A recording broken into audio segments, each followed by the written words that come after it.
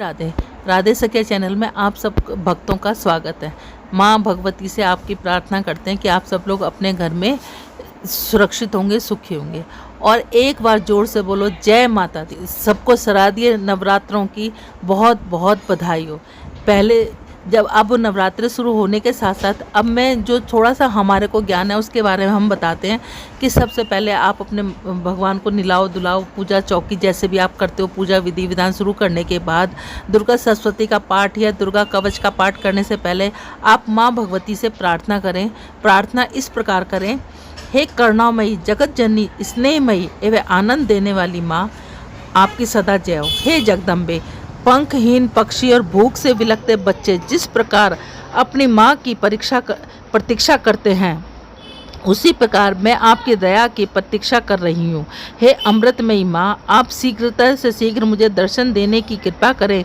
मुझे ऐसी बुद्धि प्रदान करिए जिससे मैं आपका रहस्य जान सकूं, समझ सकूं। बोलो अम्बे मात की जय। उसके बाद पहला दिन शैलपुत्री, जो नवदुर्गा के रूप में जो पहला रूप आता है वो शैलपुत्री के रूप में आता है। माँ दुर्गा का पहला स्वरूप शैलपुत्री का है। पर्वतराज हिमालय की यहाँ पुत्री के रूप में इन्होंने उत्पन्न होने के कारण इनको शैलपुत्री कहा जाता है। यह वृषभ बैल पर आरूढ़, दाहिने हाथ में त्रिशूल और बाएं हाथ में कमल पुष्प धारण किए हुए हैं। यह नव दुर्गाओं में प्रथम दुर्गा हैं।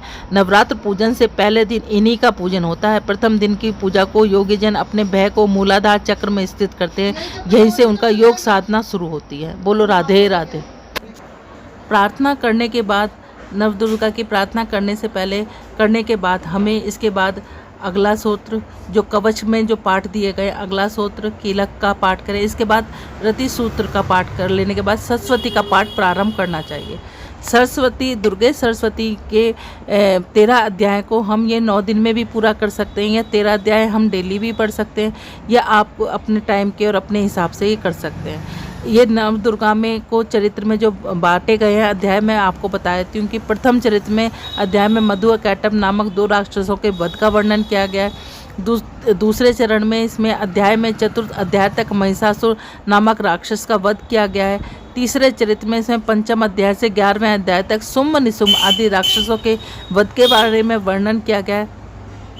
12वें अध्याय में आदि शक्ति माँ के तीनों चरित्र का पाठ करने का महत्व बताया गया है। 13वें अध्याय में राजा सुरथ व समाधिक नामक वैश्व को देवी द्वारा किए गए वरदानों का वर्णन किया गया है। 9 दिनों में 13 अध्याय का पाठ करके अंतिम दिन 9वें दिन माँ का भोग और दुर्गा चालीसा, विंध्याचल चालीसा, स्तोत्र आदि करके समापन करना चाहिए। बोलो दुर्गे मात की जय।